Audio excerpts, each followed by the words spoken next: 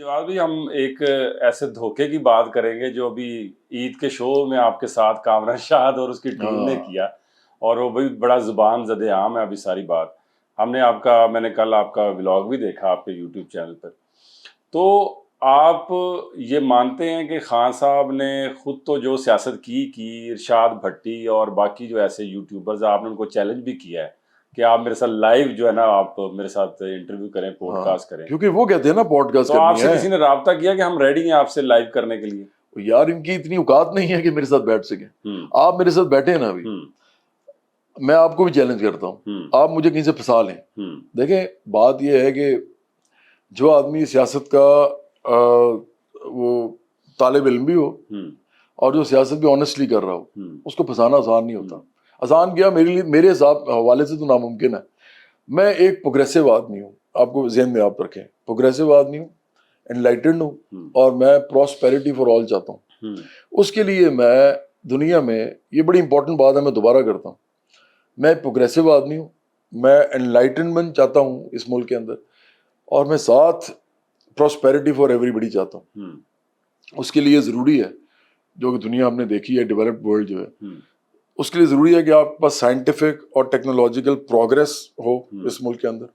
اس کے لیے آپ کو منطقی ذہن چاہیے، ریشنل ذہن چاہیے، اور آپ کو انسانیت پسندی چاہیے، انسان دوستی چاہیے. مطلب ریلیجن، فرقہ، تمام نسل، قوم، یہ سب بعد میں آتے ہیں، سب سے پہلے انسان آتا ہے. آپ کو پاکستان میں نظر آتا ہے ایسے؟ سب سے پہلے آپ کسی سے پوچھتے ہیں نا کہ آپ انسان ہیں، کیسے آپ 1 2 3 4 کریں گے؟ انسان، مذہب، نسل، قوم. تو سب سے پہلے وہ مذہب کہے گا عام طور پہ، پھر وہ قوم کہے گا، وہ انسان بعد میں آئے گا، جبکہ سب سے پہلے انسان. اور یہ میں اس لیے نہیں کہہ رہا صرف کہ یہ کوئی کلیہ ہے، یہ کوئی اخلاقی کلیہ نہیں ہے، یہ دنیا میں ڈیولپمنٹ کے ماڈل کے لیے ایک ضروری، آپ سمجھیں کہ وہ ایک لفظ ہوتا ہے نا، پری ریکوزٹ ہے. یہ اس کا پری ریکوزٹ ہے. جاپان، امریکہ، کینیڈا، یورپ، چین، دنیا میں جہاں جہاں بھی بڑے ملک ہیں جو پروگریسو ملک ہیں، جو کیپٹلزم کے اندر بھی پروگریسو ہیں، جس کو ہم بلیو نہیں کرتے، لیکن ہم کیپٹلزم کے اندر بھی تو پروگریسو ہوتے ہیں نا لوگ. ان کا کیپٹلزم بڑھ رہا ہوتا ہے تو لوگوں کو مل رہی ہوتی ہے، بہتر فائدے مل رہے ہوتے ہیں ریاست سے. تو ان کا ماڈل دیکھ لیں آپ، کیا ہے ماڈل. اس کے علاوہ دنیا چل نہیں سکتی ہے. اب آزادیاں مانگتے ہیں لوگ، اب لوگ پراسپیرٹی مانگتے ہیں، اب لوگ جو ہے وہ برابری مانگتے ہیں. اب آپ ان کو صرف روک نہیں سکتے. تو اگر میں یہ والا کام کرنا چاہتا ہوں، فرض کریں تو آپ، سوری آپ کا سوال کیا تھا؟ میں تو سوال ارشاد بھٹی کا وہی کہنے لگا.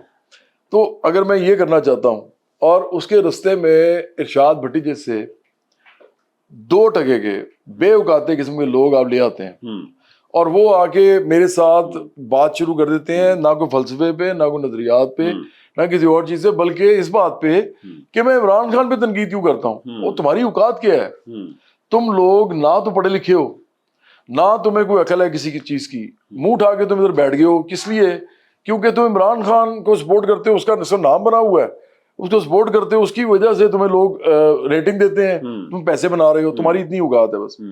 دیکھیں سہیل وڑائچ صاحب ایک بڑے صحافی ہیں، مجیب الرحمان شامی صاحب ایک بڑے صحافی ہیں، بہت سے بڑے بڑے لوگ ہیں. ابھی میرے سامنے گھر کے سلمان غنی صاحب رہتے ہیں، بڑے صحافی ہیں. ان کا ایک آپ کو پتہ لگے گا کہ یہ لوگ کسی کے ساتھ ان کا ہو بھی نا کہ ان کا کسی کے بارے میں حسن ظن ہو کہ یہ بہتر پارٹی ہے، پھر بھی یہ اس کی وجہ سے کسی کے ساتھ بدتمیزی نہیں کریں گے.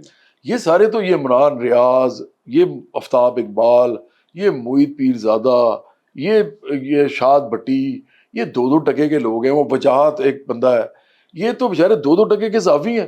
ان کو میں کیا سمجھتا ہوں؟ اور یہ میرے سامنے ہے کیا؟ اور میں نے اپنے بل بوتے ہوئے اس ملک کے اندر اپنا نام بنایا ہے. یہ بیچارے تو عمران کے چیلے ہیں، یہ اس چکر میں بڑے بنے ہوئے. تو جب کامران شاہد نے یہ کیا تو اس کو خیال کرنا چاہیے تھا، کامران شاہد کو اپنے والد صاحب پر خیال کرنا چاہیے تھا سب سے پہلے، کہ وہ ایک انڈسٹری کے آدمی تھے. اگر وہ اس کے والد صاحب کو بٹھا کے کوئی اسی طرح کی کوئی اداکارہ جس کو بیوقوف کو عقل ہی کوئی نہیں ہے، وہ کچھ کہہ دے، اس سے پوچھتے کہ جی شاہد صاحب اگر یہ نہ ہوتے تو کیا ہوتے، تو وہ کیا کہتی؟